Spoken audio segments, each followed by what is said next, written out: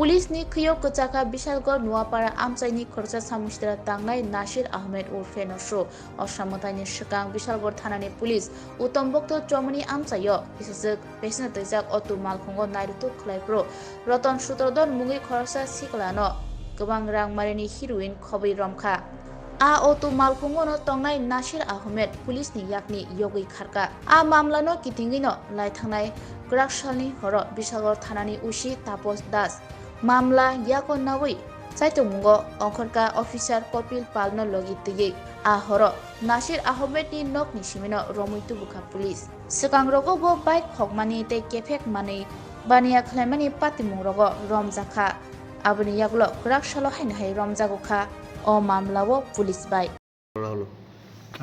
Actually সে আমাদের বিশালগড় থানার 2023 case number 111 ওই কেসে সে ওয়ান্টেড এবং এফআইআর নেম বেবি ছিল যা ঘটনা করেছিল 4/11/2023-এ। তারা আরও ওর সঙ্গে আরও 3 জন ছিল। তো এটা আমরা একটা এনডিপিএস কেস নিয়েছিলাম যার আন্ডার সেকশন 22B/25/27A 29 এনডিপিএস অ্যাক্টে। তো 3 জন অ্যারেস্ট হয়েছিল। সে অনেকদিন যাবৎ পলাতক ছিল। আজকে আমরা তাকে অ্যারেস্ট করেছি ওর বাড়িতে। স্যার কি নাম? ওর নাম নাসির আহমেদ। স্যার ঘটনাটা কি হয়েছিল? ঘটনাটা ওই যে 4/11/23-এই আমাদের কাছে একটা খবর ছিল যে ওই 4 জন লোক তারা হিরোইন পরিমুরা বাজারে পাশেই তারা বিক্রি করছে। তো যথারীতি আমরা সব অফিসার মিলে যাই এবং আমরা পাইও 3 জনকে আমরা ডিটেনও করেছিলাম ওই সময় এবং অ্যারেস্ট হয়েছিল। আর সে ওই সময় পালিয়ে যেতে সক্ষম হয়েছিল। তারপর থেকে সে ওইখানে থেকে পলাতক ছিল। তো আমরা ওই সময় থেকে সিক্রেট সোর্স লাগিয়ে রেখেছিলাম। তো আজকে তাকে তার বাড়ি থেকে অ্যারেস্ট করা হলো।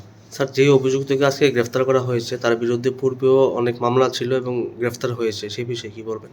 হ্যাঁ, আমরা পুরনো রেকর্ডও দেখছি এবং আমি যতটুকু জানি সে আগেও কয়েকবার অ্যারেস্ট হয়েছিল। এনডিপিএস কেসও প্লাস চুরির কেস ছিল। তো ওই সব বিষয়গুলো আমরা দেখবো খতিয়ে দেখব। স্যার আজকে তাকে গ্রেফতার করতে গিয়ে কি আপনারা কোনো সমস্যার সম্মুখীন হয়েছেন? সমস্যার সম্মুখীন না, তবে একটা তো বাধা বিপত্তি থাকেই বাড়ি ঘরের। তো যাকে এরকম না, ওদেরকে আমরা বুঝিয়ে বলেছি যা যা বলার, যে ওর কেস আছে। তো তারা বুঝেছে, কোনো অসুবিধা হয়নি।